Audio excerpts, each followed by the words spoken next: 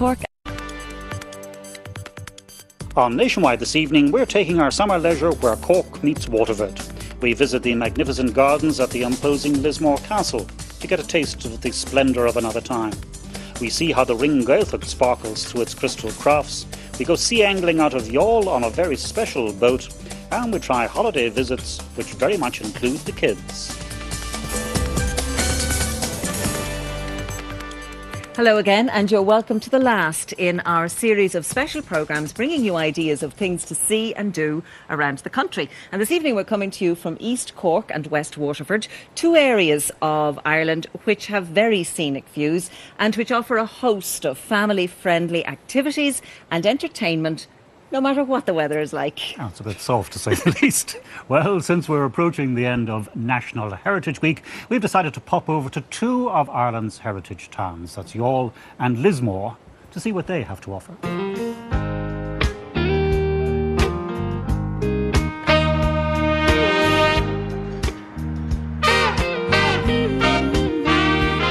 When it's not always raining, there'll be days like this, when there's no one complaining. Well, Youghal here in the County Cork is undoubtedly a heritage town. Indeed, it's part of the Irish Wall Towns network, and they've been celebrating Heritage Week with all manner of events, including a medieval fun weekend organised by Catherine Desmond. Catherine, what does it set out to do, your fun weekend?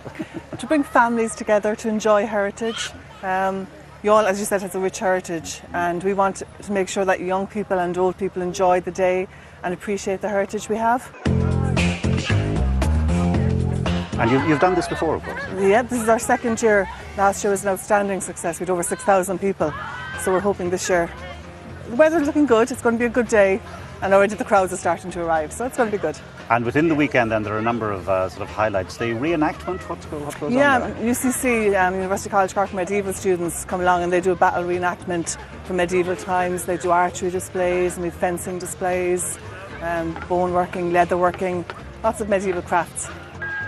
3 o'clock and all's well. And some people have really taken into the spirit of it, not least yourself, but I see little kids going around dressed up as knights of old and so on. Well, it's all about encouraging families to take part and making families appreciate the heritage we have and enjoy the heritage we have.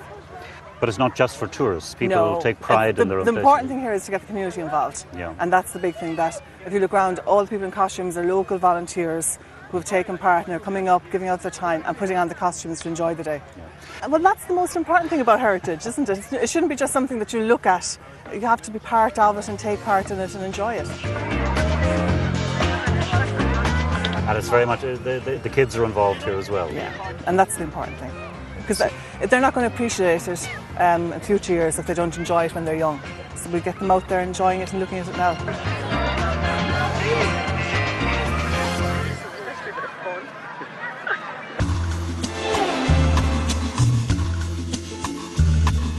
Agus inis táid sa Gaeltacht le rinne, cúpla míle siramach ó Gungaravon an Ghost. We've come to the Gaeltacht in West Waterford to Ring, and it's a place where the views are spectacular. It's just a few miles out the road from Dungarvan. There's nice restaurants, there's pubs, there's a little bit of singing, and there are also some very nice crafts. We've just popped into Crystal Marina, which is owned and run by Eamon Terry. Eamon, you've got a lovely display here. You've got your workshop and a place for people to come and visit. How long have you been here? Roughly about 20 years. I set up my own business, worked with Waterford for a while, trained there and then left.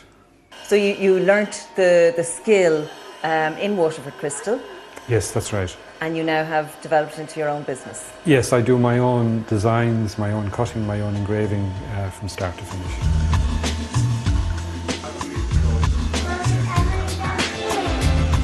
Eamon, it seems as if you have quite a wide range of crystal here.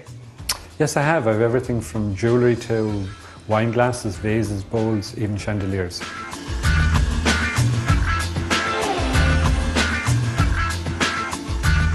So when people come in here, what exactly can they see? Well, I take them through the process of how glass is made. So they can come in, I'll explain to them about glass, how it's made, the process of cutting the glass, and then they can watch how the piece is actually made. And what kind of people come on tours? They vary from local people to people on their holidays, people from abroad, all over the place. You just don't know any day what you'll get. Like, who are the main people that you would sell to? Oh, the main market would be golf societies, businesses, anything that they want commissioned for gifts and that type of stuff. And do you sell abroad? Yes, main market would be America and England. I use my website to sell to those customers that come here on holidays. They buy something when they're here, and then they go back and they add to their collection later on. There's something really lovely, isn't there, about a hand-cut piece of crystal. There's the weight and then the beauty and the light and all of that. Yes, there's a bit of mystery about it, and what makes it fascinating for the people that visit here is that they can actually see the person that's made their piece when they take it home. It's not like just going into a store and buying a piece off the shelf. They can actually see sometimes the piece that they've bought being made. Well, they have a saying in East Cork that there's a feast in the East, and they mean, of course, of things to do. But how then to decide what to include in your schedule if you're planning a day out? Well, our reporter, Aisling Reardon, took on the challenge for us. And after a bit of research, she plumped for a visit to Trabolgan Holiday Village and Fota Wildlife Park. She went along to see what they had to offer. Hello, I'm with the Taylor family here who are all the way down from Downpatrick in County Down to spend the day in East Cork. First off, Trabolgan, and then we'll move on to Fota Wildlife Park down the road.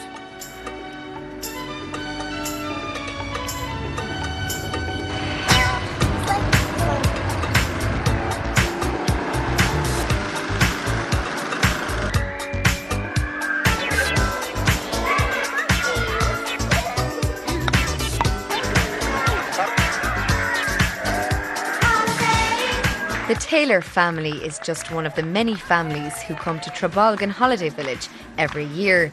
Situated 20 miles from Cork City and only 10 miles from Middleton, the Holiday Village attracts thousands of day visitors, along with those who have booked into the complex for a week or two. Now, in fairness, this summer has seen plenty of rain, but for Trabolgan, it hasn't caused too many problems. The summer, we've had a great summer this year. I think one of the great things about Trabolgan, whether you're staying on holiday or whether you're coming here for the day, is rain really doesn't affect us that much in what we do.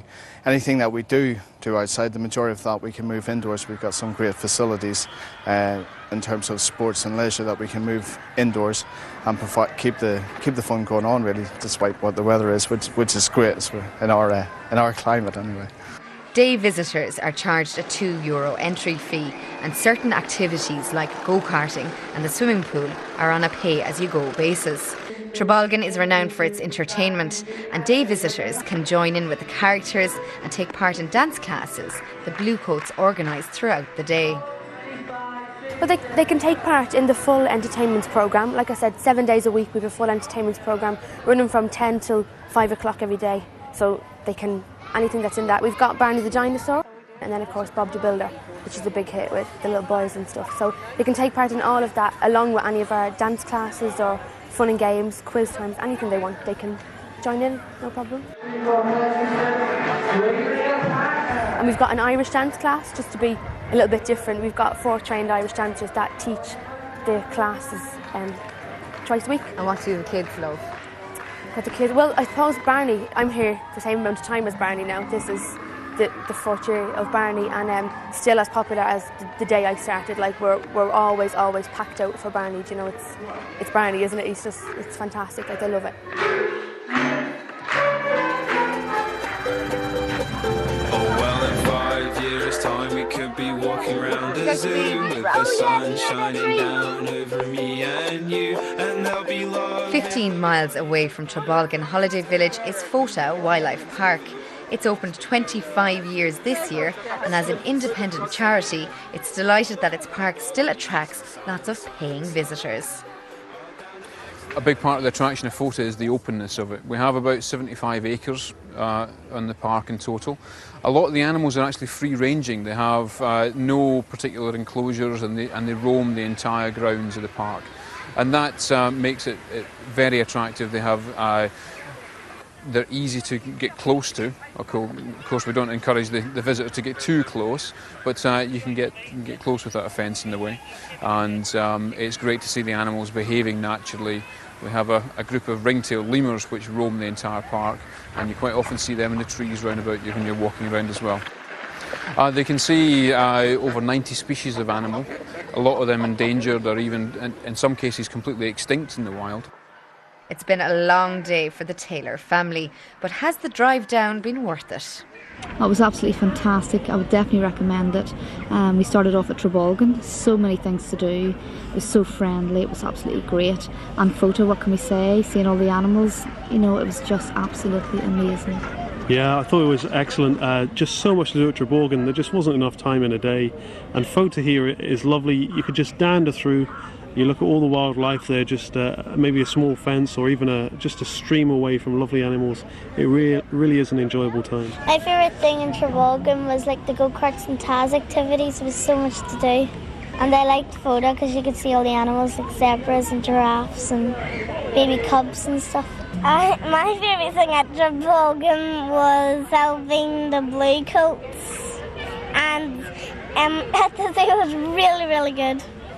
Yeah, I like Trabolgan because it felt like Lewis Hamilton going around in the go-karts, and then at Fota it was good fun because you could see all the animals real close. So as these ducks waddled home, we decided it was time for us to do the same and go home with lots of fantastic memories of East Cork.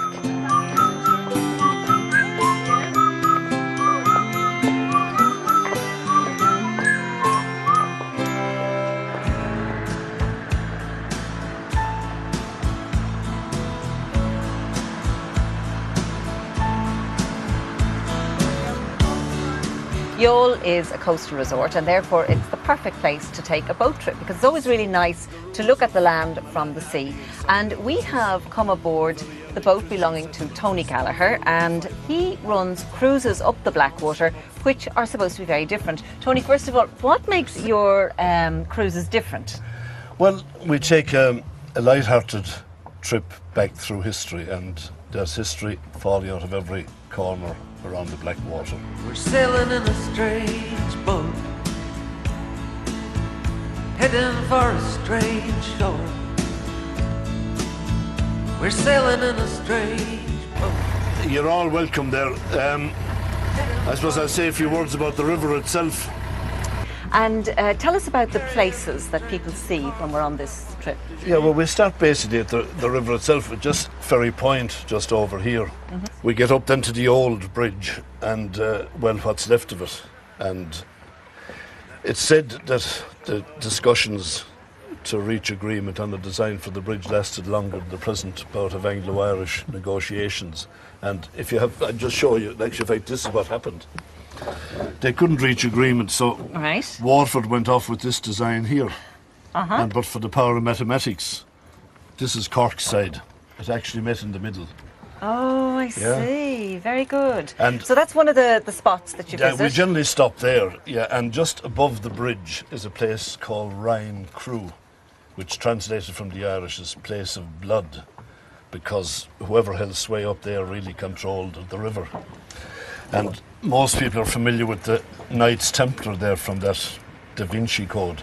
Well, they had a full-blown preceptory up there in the 12th century, and then we have Temple Michael Castle, what's left of it after Mr. Oliver Cromwell visited in 1649. And you have Malana Abbey, which was built so that the monks from Ardmore went up there in the year 501. So, I mean, it isn't the day before yet. It's steeped in history, isn't it? Steeped in history, yeah.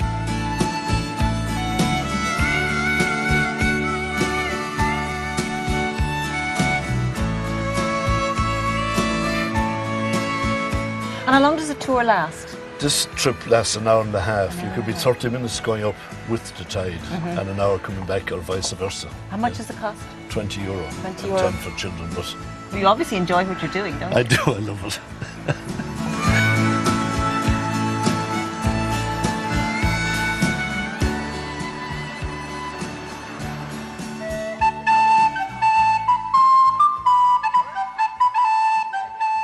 we're going to stay in Youghal, but this time we're on dry land because Youghal is a town where you can come along and take a guided tour, a very pleasant and entertaining stroll around some of the historic landmarks in the area. And the tour guide is Sheila Loughnane. Sheila, when did it all begin, the town itself? The town dates back from the 1200s. The whole town was built all of a piece in the 1200s by the Normans, by the Fitzgerald family. As a port? As a port, a big port. Because Youghal is just on the sea there, it's on the mouth of the river Blackwater, so you have this great mouth of the river and you have the sea, so you can just come straight in without going up inlets. Some of the landmarks maybe that we see as we meander around the town, what were the major things? Well, the major things would be, of course, the walls, because, I mean, of all the towns in Ireland, Youghal has the most walls. Also, the church, which is a national monument. In the streets, you still have what was here. You have, as you said, the almshouses. You have the Red House, which is by the one example of Queen Anne architecture we probably have in Ireland. You have Tynes Castle, which is a big, how shall I put it, Norman castle in the middle of the main street. And I was said, especially from the old days when one drove right through Youghal, it's bypassed now, that the clock tower, the gate tower, there was very... Yes, well, that would have been in the great days of Youghal, when it was a great port. There was an outer gate, and this was the south gate, would be the gate into the main town. The landscape of the street itself, it goes round, and so it's still taking the same pattern as it took all these hundreds and hundreds of years ago.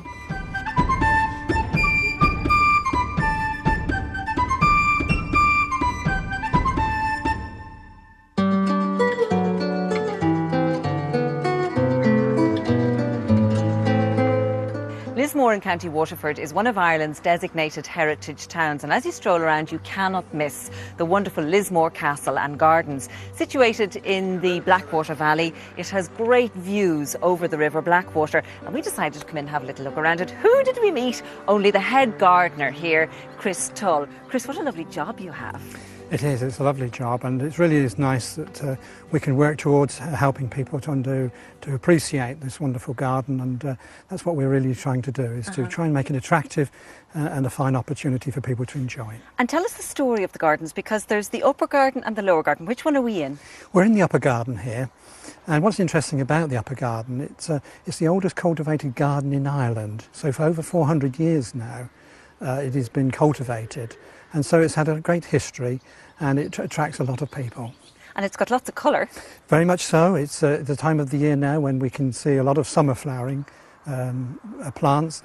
And of course in the springtime we also have in the lower garden the trees and shrubs, which provide us with great colour there. So right throughout the season we have a lot to attract people to.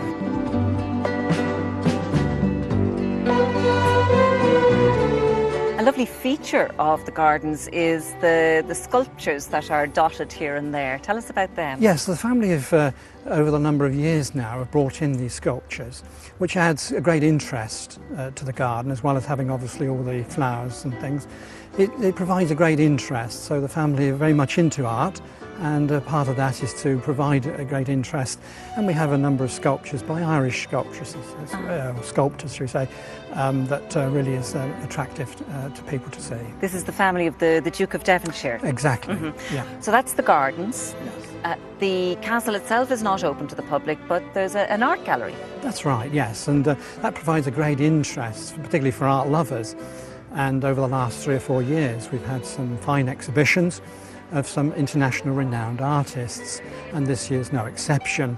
So it provides a great interest for people who like to see art in different forms, and certainly the exhibition that we have at the moment certainly is attracting quite a lot of interest.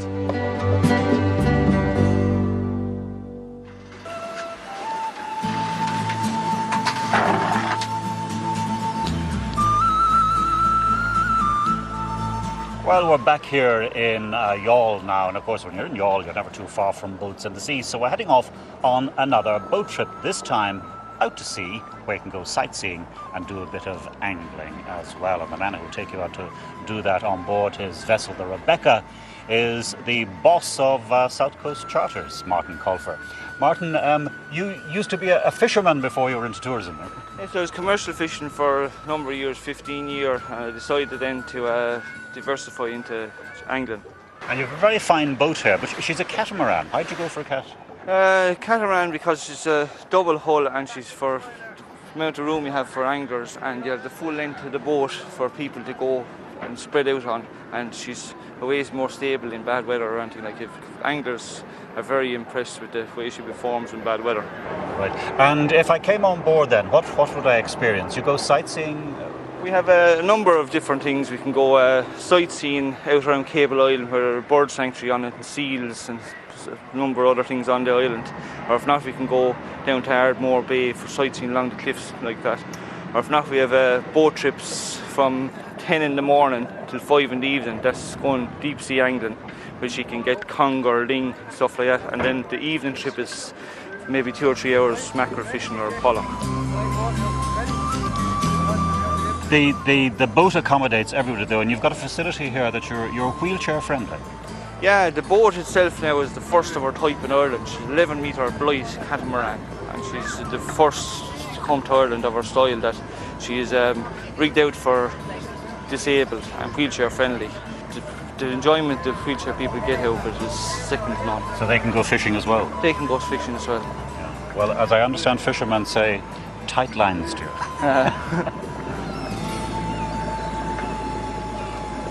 Now every year about July when summertime comes round, there's lots and lots of people at the seaside to be found. We've taken ourselves back over the border now into West Waterford and to a popular resort that has won many, many awards down through the years for its attractiveness and also for its neatness, including the national title in the Tidy Towns competitions. We're in Ardmore, and as well as being a very pretty and popular seaside resort, it's steeped in history.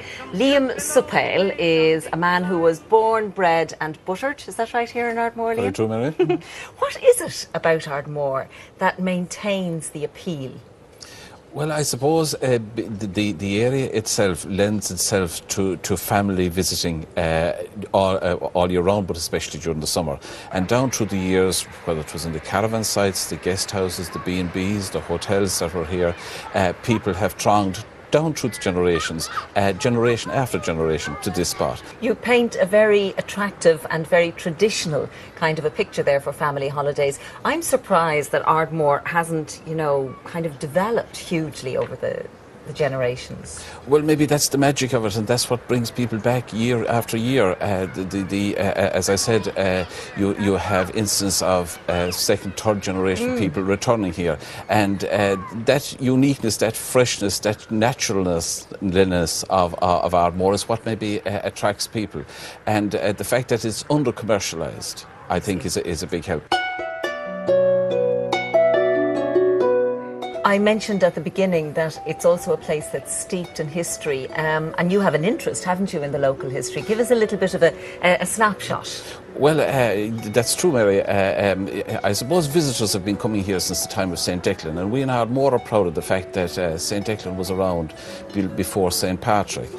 Ardmore is also famous, isn't it, for its round tower? The round tower is a unique element of Ardmore, and the Ardmore tower is unique in these islands insofar as the 4 rings that you see on the tower set it apart. So any time that you look at a round tower and see the rings on it, it is purely Ardmore. Well, sunshine or not, I think it's lovely what you said about families being here and coming generation after generation, and children playing with their buckets and spades on the sand, and long may it continue. Good morning. Well, I hope we've given you lots of ideas for things to do when you're out and about around the country. Now, just before we leave you this evening, I want to let you know that with the RTE guide that's in your shops next Tuesday, this is it. Can't miss it. It's got us on the cover. There's a special free gift, and it's a DVD celebrating the 50th anniversary of the Tidy Towns competitions, and it includes footage from all of the different locations that have won through the years since 1958. And we're dedicating that DVD to the thousands of volunteers who over that half century have given of themselves to make their own place, well, a very much better place. And of course, in the process, we all nationally have benefited from that. Do join us again on Monday next. Until then, from Ardmore, from all of us in the Nationwide team, very good evening.